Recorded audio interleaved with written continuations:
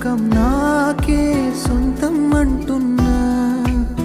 విన్నారా నేను నా నీడ ఇద్దరమే చాలంటున్నా. రాకూడదు ఇంకెవరైనా.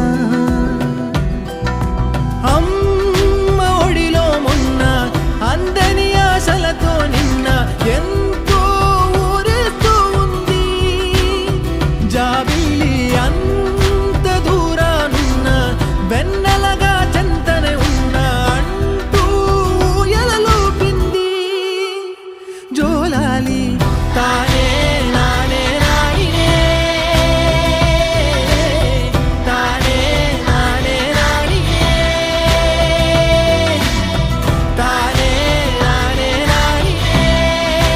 థ్యాంక్ యూ మా డాడీకి